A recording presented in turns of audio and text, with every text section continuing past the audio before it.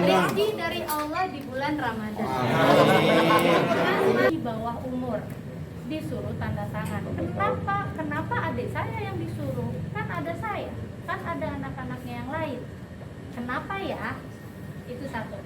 Terus yang kedua, kalaupun saya korek-korek dong adik saya bilang, "Dek, coba diingat-ingat lagi yang waktu itu apa sih?" Dia bilang, "Ada sih Nina memang, tapi Dede juga sama-sama. Tapi Dede inget banget yang ditandatangani adalah surat kuasa untuk mengurus surat hilang, dan tidak dicantumin tanah yang mana, apa-apa tuh nggak ada sama sekali. Dan kembali lagi dia di bawah umur.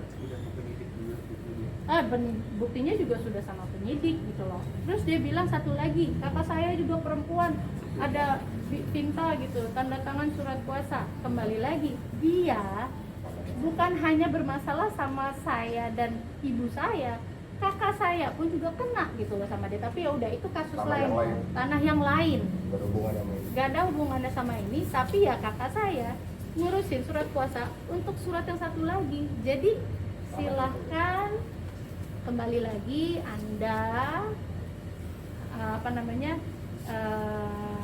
pengacara dari kuasa hukum dari pihak tersangka, silahkan bercuap-cuap. Kembali lagi, ini semua datanya sudah ada di penyidik, biarkan penyidik dan juga polisi yang menyelesaikan ini semua gitu loh. Jadi coba adiknya yang itu masih ingat gak pas itu umur berapa dan tanda tangan masih ada pas umur berapa, terus ingetnya apa tuh pas lagi itu di surat tanda tangan? Pokoknya itu saya masih SMA ya, kurang lebih itu masih kelas 11 SMA. Masih kelas 11 SMA, dan saya ingat banget itu orang di waktu itu kan udah sama penyidik juga. Tulisannya emang pengurusan surat-surat yang hilang, udah di situ doang. Umur berapa saat itu? Sekitar 15 atau 16 lah. Itu di saat itu ada Kak Ina atau ada Kak Hala? Enggak ada, saya cuma bertiga doang, saya, ibu saya masih Riri. Emang ibu saya minta tolong Mbak Riri untuk ngurusin surat-surat yang hilang. Bukan yang sekarang kita telah ketahui, ternyata suratnya dicuri untuk kemudian dibalik nama. Ya, tapi yang soal penyekapan sampai setahun nggak boleh keluar itu kan Tinggal dibuktiin aja gini ya. Oke. Lagi-lagi saya bilang, yuk kita pakai logika aja.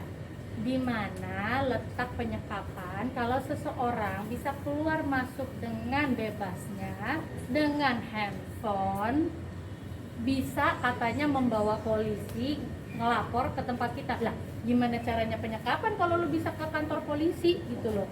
Di mana? Kecuali kita, wah dia nggak boleh pergi apa segala macam ini.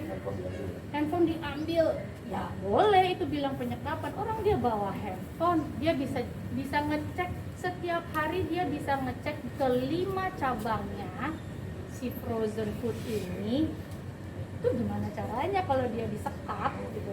Pak, tapi karena sendiri udah diperiksa di Polres Barat? Sampai detik ini sih kami belum terima laporan ya gitu. Jadi makanya kayaknya pihak kuasa hukum hanya membesar-besarkan, menakut-nakutkan, I don't know. Tapi sampai detik ini sih kami belum ada. Belum terima surat belum terima surat panggilan apa-apa terkait Polres Jakbar atau laporan dari diri, kita nggak terima surat panggilan apa-apa. Tapi artinya santai ya menanggapi laporan itu? Ya, sejauh ini Bapaknya gimana responnya? ya kalau kita kan selalu berpegang teguh kepada bukti dan juga biarkan kebenaran yang akan menunjukkan diri sendiri dan dan akhirnya akan terbongkar kok semuanya. Oke. Sampai lah ya. Komunikasi Bang Palnya pas yang dia tahu kan ada gimana teman pas dikasih tahu kalau bapaknya ibaratnya dilaporkan lah sama pihak sendiri. Ya nggak apa-apa. Sekarang kan gini, kita kan nggak bisa ya ngelarang orang untuk melakukan pelaporan, apalagi di tahap sekarang orang yang sedang yang sedang melakukan pelaporan ini dia sedang ditahan gitu loh. Pasti ya kita sih udah lumayan siap dengan istilahnya segala bukti dan segala kemungkinan dan segala usaha gitu loh. Jadi buat saya sih kayak gini, ya udah nggak apa-apa, silakan laporkan, tapi kan juga harus ada buktinya dong gitu. Karena kan kalau saya sih nyerahin semua ke penyidik dan juga polisi sih untuk ini semua. Biar saya fokus lagi lah sama orang tua saya gitu. Karena Mana- selain penyekapan katanya menurut pengacara PMK ada desakan-desakan seperti setelah